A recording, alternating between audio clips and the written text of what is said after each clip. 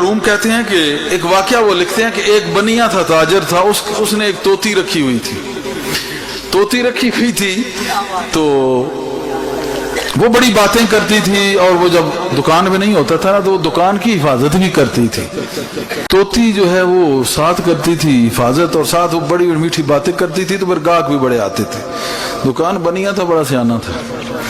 خیر ایک دن نا وہ آیا نا، تو جب بیٹھا تو سارے کپڑوں پہ بھی وہ تیل، اور سارا تیل ہی تیل ہوا، وہ سارا تیل لگا ہوا تھا۔ تو ہوا یوں تھا کہ ایک بلی آ گئی چوہے کے پیچھے، تو چوہا پکڑتے پکڑتے دوڑتی تھی۔ تو اب یہ جو طوطی تھی نا، یہ ارد گرد وہ اپنے خوف کے مارے جو دوڑی بھاگی نا زور سے، تو وہ وہاں روغن گلاب پڑا ہوا تھا۔ اب گلاب کا وہ جو روغن تھا وہ سارا گر گیا، وہ سارے کا سارا گر گیا، اور وہ دکان کے اندر پڑ گیا، اس کی جہاں وہ اس کا وہ دکاندار بیٹھتا تھا اس پہ بھی پڑ گیا، اس گدی کے اوپر بھی، اس گدی کے اوپر۔ اب جو بیٹھا تو کپڑے بھی لبڑے گئے سارا، اور خوشبو سے پتہ چلا یہ تو بڑا نقصان کر گئی ہے، بڑا نقصان کر گئی ہے۔ تو اس کو آیا غصہ، اس نے کہا اتنا نقصان تو نہیں، یعنی طوطی کو مارا، اس نے تھپڑ رکھ کے نا سر کے اس کے اتنے بال اڑ گئے، گنجی ہو گئی۔ جب بال اڑ گئے تو اب طوطی خاموش ہو گئی، جب طوطی خاموش ہو گئی تو گاہکوں کو بھی مسئلہ بنا، رونق بڑی لگی ہوئی تھی، گیت گانے جو بھی لگی رہتی تھی بیچاری، لیکن وہ بند ہو گئی، سارا بولنا بند ہو گئی۔ جب بولنا بند ہو گئی تو بڑا پریشان تھا۔ ہوا یہ کہ ایک درویش جو ہے نا وہ پھر وہاں سے گزرا، ایک درویش تھا وہ پھر وہاں سے، وہ گدڑی پوش درویش تھا، وہاں سے گزرا، اور اس نے سر بالکل اس کا گنجا تھا، جو بال تھے وہ بھی اس طرح اس نے پھرایا ہوا، بالکل گنجا سر تھا، تو بال اس کے اڑ ہوئے تھے۔ اب طوطی نے جو ہی دیکھا نا تو اس نے کہا اے گنجے، تو گنجوں میں کیوں شامل ہو گیا؟ شاید تو نے بھی کوئی تیل جو ہے بہایا ہوگا، تو نے بھی کوئی تیل گرایا ہوگا۔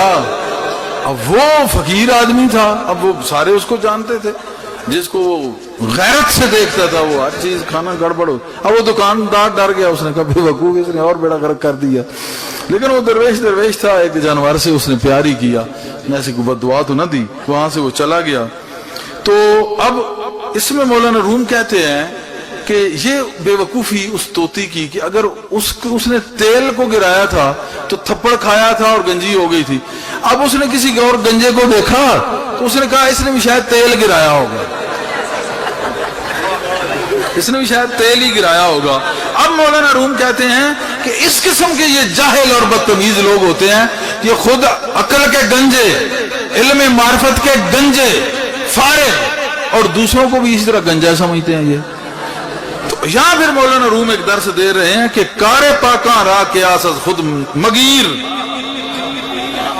گرچہ باشد در نوشتن شیر، کہ تو نیک لوگوں کے کام کو نہ اپنے اوپر قیاس نہ کیا کر، جو نیک لوگوں کے کام ہوتے ہیں ان کو اپنا جیسا نہ سمجھا کر کہ میرے جیسا بندہ ہے۔